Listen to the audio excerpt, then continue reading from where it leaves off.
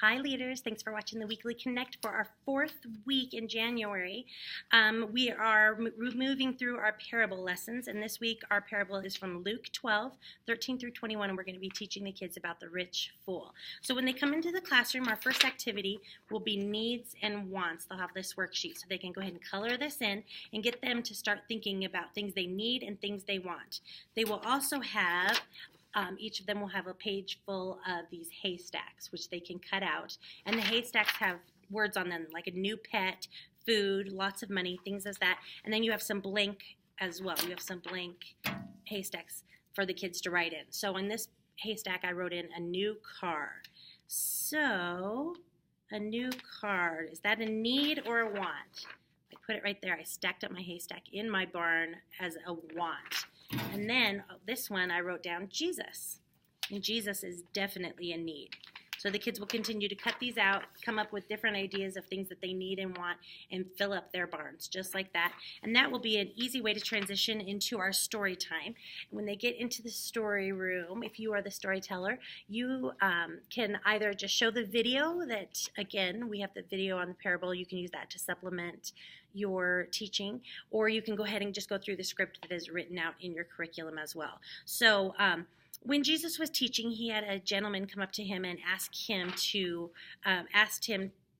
tell his brother. He asked Jesus, "Can you tell my brother to share his inheritance with me right now?" And Jesus then went into the parable of the rich fool who was so worried about what he was going to use to retire, what he was going to have every day. He ended up having a big surplus of crops, and he had so much that it wasn't able to fit into his barn.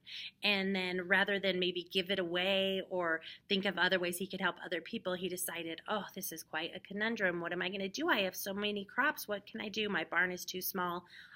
I know, I will build a bigger barn. So his solution was to build a bigger barn so he could put everything in there and keep it all for himself. But God said to him, "You fool, this very night your life will be demanded from you. Then who will get what you have prepared for yourself?" So that's a great warning for us to not be so worried. He talks about the birds having food to eat, about our flowers who are taken care of by God, and how God will take care of us as well. We don't have to worry about the future. We don't have to worry so much about being greedy in the things that we want, because our needs are going to be supplied for us by Jesus. So you can go right into that. Then you'll go into your worship time. You can read 2 Corinthians 9, 6 through 15 to the kids and just get them started kind of praying, having some prayerful time on that as you read that, and then have them do their worship songs and talk to them about where their offering is going. Then you will go back to your own classrooms and you will go over the review questions, and you will do your prayer with the kids as well. And then you also have an after storytime activity, which is called Guess Who. So when you're playing this game, Guess Who, you will need to have a whiteboard and a whiteboard marker, and you will list all of the answers on the whiteboard. And so for my example, 2 answers that would be on the whiteboard would be like sea otters or squirrels. And then you ask the kids the question. Now, when you're doing this, you can either split up your class and have it in 2 different teams so you make more of a game out of it, or you can just ask them as a group as a whole. If you want to just have them all participate together and not even keep points, just kind of talk about the fun facts that you'll have there. So the first question would be, what animal holds hands with each other? And then have the kids look up at the board and read all of their choices, and the correct answer is sea otters, because sea otters hold hands as they sleep so they don't drift apart from each other while they're floating on the river. So if somebody says sea otter, that team gets a point, or you can just play it with everybody and have them keep guessing. Then erase sea otter and move on to your next question.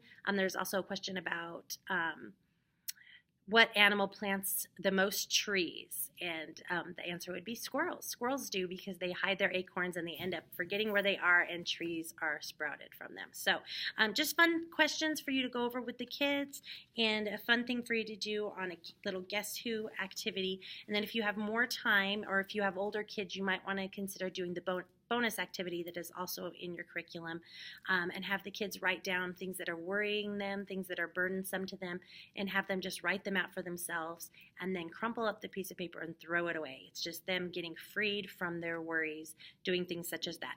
All of this is outlined in your curriculum, so feel free to look that over.